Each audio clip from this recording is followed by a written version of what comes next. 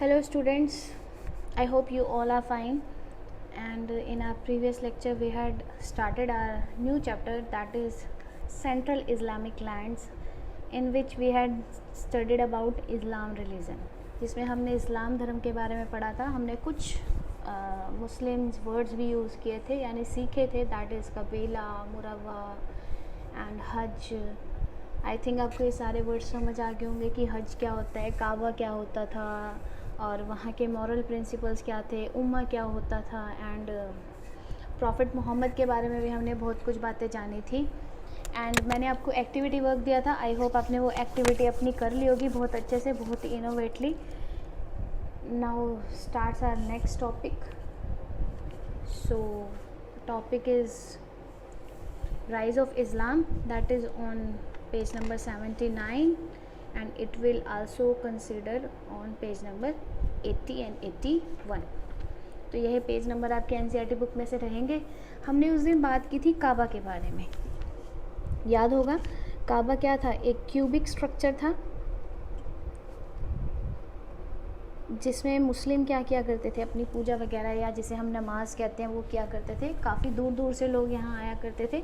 उस पिलग्रिमेज को हज कहा जाता था और वहाँ पे काफ़ी सारे देवी देवताओं के यानी उनके जो गुरु या देवी देवता हुआ करते उनके आइडल्स भी रखे जाते थे।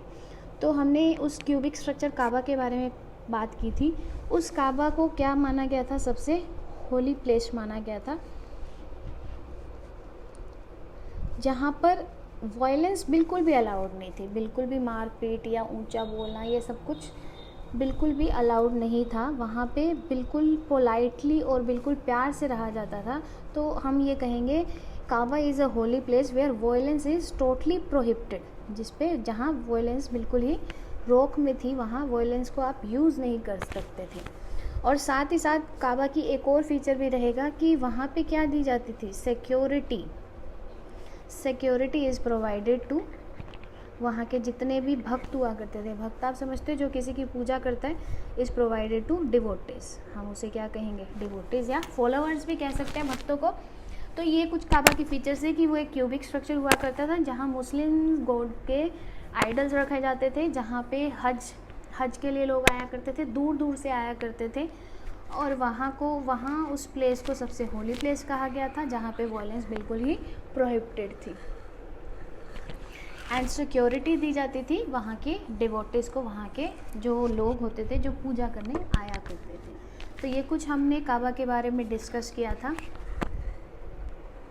और जो काबा था वो मक्का का ही एक प्लेस था, यानी मक्का का ही एक पार्ट था। तो मक्का भी क्या है? वहाँ की इम्पॉर्टेंट प्लेस माना जाता था। लेकिन मक्का जो आज के टाइम में फेमस है ना, वो किस लिए फेमस है? Famous place for trading activity, trading के लिए काफ़ी फेमस माना गया है वो मक्का। रिलीजियस प्लेस भी काफ़ी अच्छा माना गया है और लोग वहाँ पर पूजा के लिए भी आते हैं, यानी जिस काबा भी वहीं पे है, and to worship, place to worship. तो मक्का भी काफ़ी फेमस प्लेस था। हमने वहाँ उस दिन बात की थी अरब्स के बारे में, याद होगा आपको। अरब से ही आपको याद आ जाना चाहिए कि प्रॉफिट मोहम्मद जो थे वो एक अरेबियन थे, अरब की बात कर रहे थे। अरब, मैंने आपको पहले भी बताया था कि अरब जो था, वहाँ के जो लोग थे वो डिफरेंट ट्राइब्स में बटे हुए थे, कबीलों में बटे हुए थे।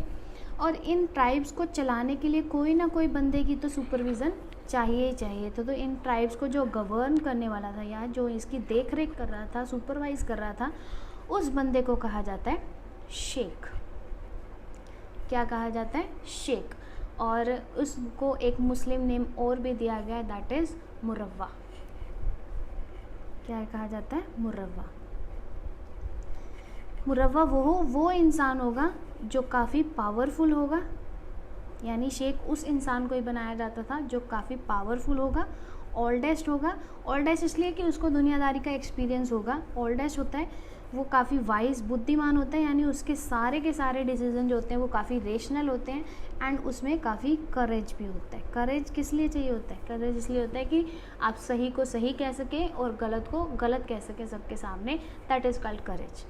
तो वो करेज, जिस पर्सन के पास करेज होगा, जो वाइज होगा, पावरफुल होगा, या ओल्डेस्ट भी हो सकता है। Oldest is not a compulsory to appoint a sheikh, लेकिन पावरफुल, वाइज और करेज होना काफ़ी ज़रूरी है एक शेख बनने के लिए। तो शेख यानी मुरव्वा उन ट्राइब्स को चलाया करते थे, गवर्न किया करते थे। तो ये आपका एक नया वर्ड रहेगा आज के लिए, शेख मुरव्वा, ठीक है।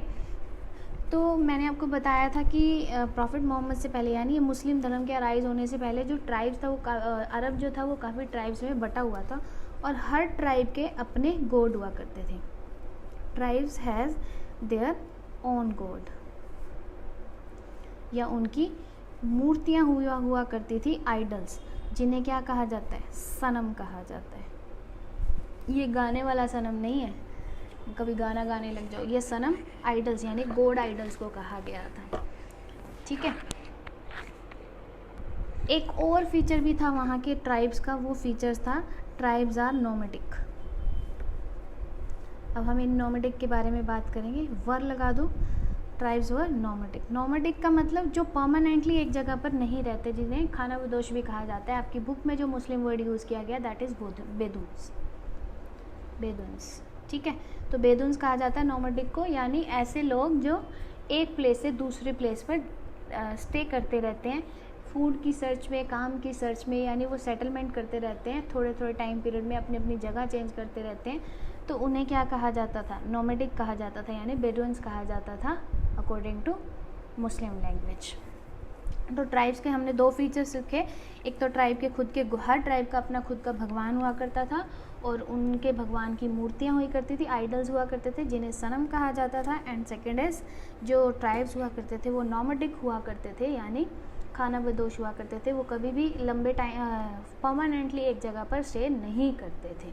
तो ये कुछ बातें थी जो आपके 79 पेज नंबर पर दी गई हैं, प्लीज़ इसे रीड आउट कर लेना, आपको बहुत ही ईजी लगेगी और समझ भी आने लग जाएगा। अब हम बात करेंगे प्रॉफिट मोहम्मद के बारे में।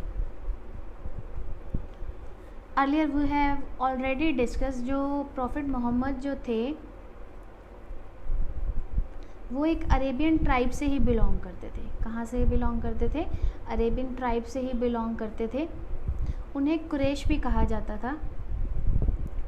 क्या हुआ था, ऐसे नहीं था कि ये बहुत ही ईजिली लोगों के आइडल बन गए थे, लोग इन्हें ईजिली फॉलो करने लग गए थे। इन्होंने काफ़ी प्रॉब्लम्स को फेस्ड किया था, फेस्ड मैनी प्रॉब्लम्स,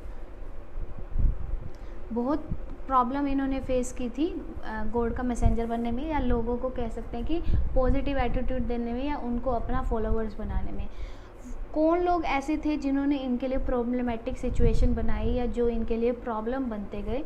वो जो प्रॉब्लमेटिक लोग हुआ करते थे इनके लिए, वो हुआ करते थे वेल्दी पर्सन, काफ़ी पावरफुल वेल्दी पर्सन हुआ करते थे, और जो इन्हें टॉर्चर किया करते थे इस मुस्लिम रिलीजन को राइज ना करने के लिए। मुस्लिम, मैंने आपको पहले भी बता दिया था कि मुस्लिम कौन थे। मुस्लिम ऐसे फॉलोअर्स को कहा जाता था जो प्रॉफिट मोहम्मद के प्रिंसिपल्स को फॉलो करने लगे थे, वही मुस्लिम कहलाते हैं, ठीक है। तो काफ़ी वेल्दी पर्सन थे, वो भी अरेबियन ट्राइब से ही बिलोंग करते थे और पावरफुल लोग हुआ करते थे।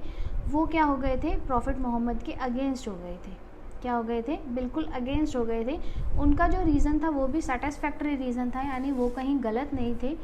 देखो उनकी भी क्या थी, मैंने पहले बताया था, अरब ट्राइब के जो लोग थे उनके अपने अपने भगवान हुआ करते थे। तो कोई भी नहीं चाहेगा कि वो अपने भगवान की पूजा करना बंद करके दूसरे भगवान की पूजा करना शुरू कर दें। They did not want to shift, और हम कह सकते हैं they did not want to change their god. वो अपने भगवान को बदलना नहीं चाहते थे, जिस वजह से उनका क्या था, नेगेटिव एटीट्यूड आ गया था प्रॉफिट मोहम्मद के लिए, और इस वजह से उन्होंने काफ़ी प्रॉब्लम क्रिएट की प्रॉफिट मोहम्मद को एक गॉड का मैसेंजर बनने के लिए। तो ये कुछ प्रॉब्लम्स थी जो प्रॉफिट मोहम्मद को काफ़ी, और उनके फॉलोवर्स को भी काफ़ी फेस करनी पड़ी थी उस टाइम पीरियड में।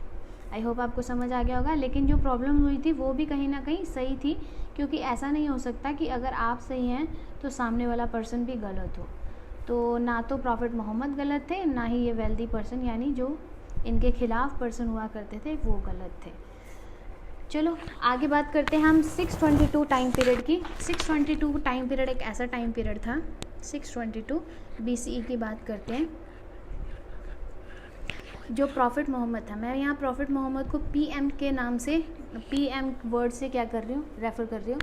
पीएम जो थे यानी प्रॉफिट मोहम्मद जो थे वो चले गए थे 622 में, कहाँ, मदीना के लिए, वेंट फॉर मदीना। मदीना एक रिलीजियस प्लेस है मदीना, और इनके साथ इनके फॉलोवर्स भी चले गए, विद हिज फॉलोवर्स। क्यों चले गए थे वो मक्का को छोड़ के? क्योंकि वहाँ पर जो लोग थे वो काफ़ी अगेंस्ट होने लग गए थे, तो उन्होंने वो जगह वहाँ पर छोड़नी ही सही समझी। तो उन्होंने क्या कर दिया था, वहाँ पे अपनी यानी अपनी जर्नी को शुरू कर दिया था मदीना के लिए। वो मदीना के लिए निकल पड़े थे, और ये जो जर्नी थी ना वो काफ़ी इम्पोर्टेंट जर्नी रही। दिस जर्नी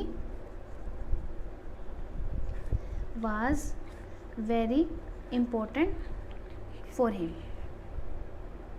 ये जर्नी उनके लिए काफ़ी इम्पॉर्टेंट बन गई थी, और इस जर्नी को ही क्या कहा गया था, हिजरा कहा गया था। यानी इस जर्नी के दौरान ही मुस्लिम कैलेंडर को एस्टेब्लिश किया गया था। क्या किया गया था? मुस्लिम कैलेंडर को एस्टेब्लिश्ड किया गया था, जिसे हिजरा के नाम से जाना जाता है, या हिजरी या हिजरा दोनों सेम ही वर्ड हैं, हिजरी या हिजरा के नाम से जाना जाता था। तो इसी जर्नी के टाइम पीरियड पे ही क्या किया गया था, हिजरा एस्टेब्लिशमेंट हुआ था, यानी मुस्लिम कैलेंडर की बिगनिंग हुई थी। तो ये एमसीक्यू पॉइंट ऑफ व्यू से और सब्जेक्टिव पॉइंट ऑफ व्यू से दोनों से ही काफ़ी इंपॉर्टेंट चीज़ मैंने आपको बताई है मुस्लिम कैलेंडर के बारे में, जिसे हिजरा और हिजरी कहा गया था। इसलिए मदीना की जो यात्रा थी काफ़ी फेमस और काफ़ी इम्पोर्टेंट यात्रा मानी गई है।